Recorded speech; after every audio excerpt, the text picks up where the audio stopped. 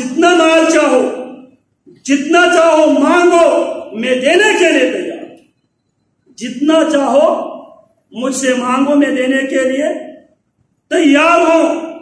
یہ کوئی عام آدمی نہیں تھا، یہ پورے حجاز میں، عرض حجاز میں، یمامہ سے گندم کی سپلائی یہ انسان کیا کرتا تھا۔ مکہ اور اس کے اڑوس پڑوس میں جتنے علاقے آباد تھے، ان علاقوں کو گندم سپلائی یہ بندہ کیا کرتا تھا۔ اتنا بڑا تاجر انسان۔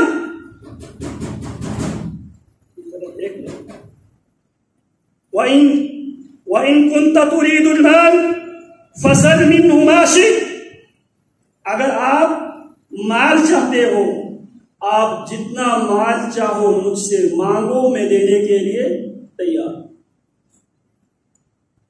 فَتَرَكَ حَتَّى كَانَ الْغَدْ، نبی علیہ السلام نے اسی حالت پہ اسے چھوڑا، آپ نے اور کچھ نہیں کہا۔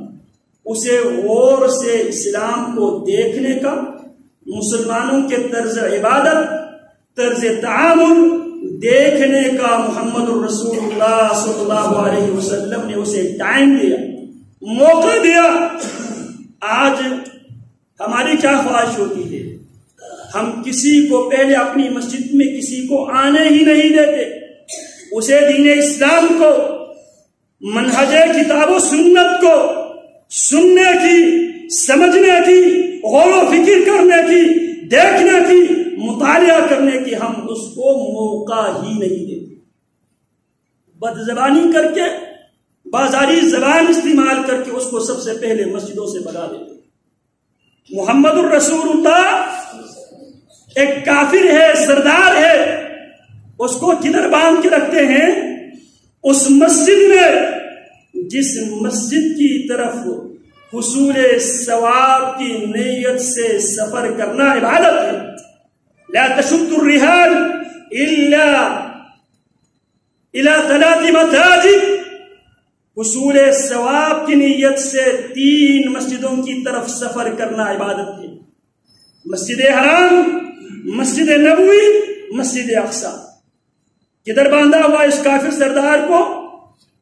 مسجد نبوی میں، بساریۃ من سوار المسجد، مسجد کے ستونوں میں سے ایک ستون کے ساتھ، اور اسے پورا موقع دیا جا رہا ہے وہ مسلمانوں کا طرز عبادت بھی دیکھے، مسلمانوں کا طرز معاملات بھی اچھی طرح دیکھ لے، کیونکہ محمد الرسول اللہ صلی اللہ علیہ وسلم کی مسجد میں لوگ نماز پڑھنے کے لیے بھی آتے تھے، فیصلہ کرنے اور کروانے کے لیے بھی آتے تھے، حصول تعلیم کے لیے بھی آتے تھے، شرعی مسئلہ پوچھنے کے لیے بھی آتے تھے، ممالک کے ساتھ تعلقات قائم کرنے کی میٹنگ بھی پیارے پیغمبر کی مسجد میں ہوتی تھی۔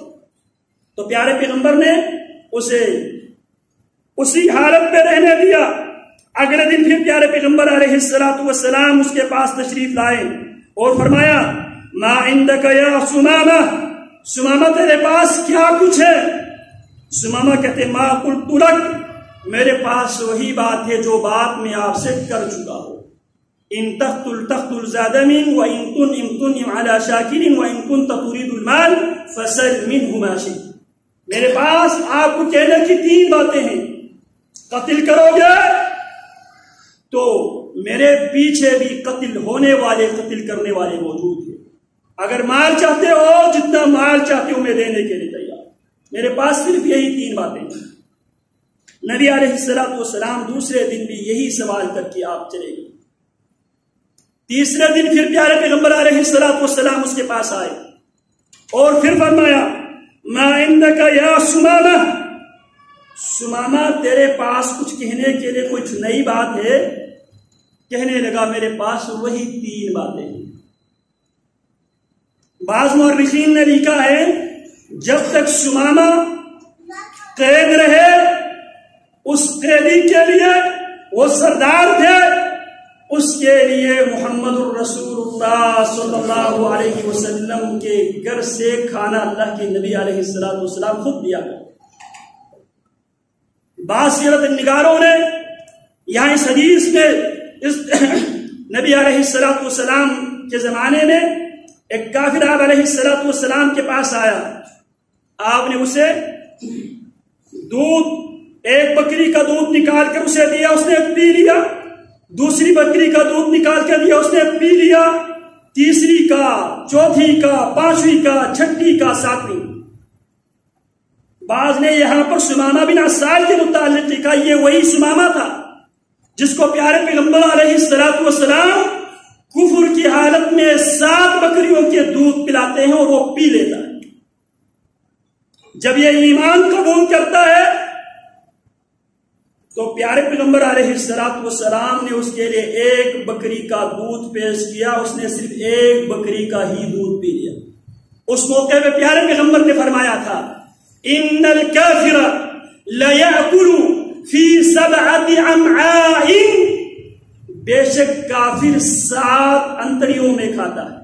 وَإِنَّ الْمُؤْمِنَ لَيَأْكُلُ فِي 100, جبکہ مومن 1 انتڑی میں کھاتا ہے. اس لیے جب وہ کفر کی حالت میں تھا 7 انسانوں کا, 7 بکریوں کا, 7 انسانوں کا خوراک کھایا, 7 بکریوں کا اس نے دودھ پیا.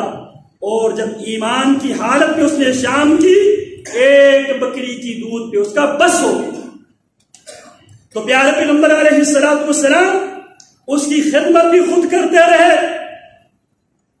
پھر آپ علیہ السلام تیسرے دن پھر اس کے سامنے یہی سوال رکھتے ہیں ما عندک یا سمامہ. تو سمامہ کہتے میرے پاس وہی 3 باتیں ہیں. تو آپ علیہ السلام صحابہ کو حکم دیتے ہیں اطلقوا سمامہ, ہم نہ سمامہ کو قصاصاً قتل کرتے ہیں نہ ہم سمامہ کو مال کے عوض چھوڑ دیتے ہیں, کیونکہ اللہ رب العالمین نے اپنے نبی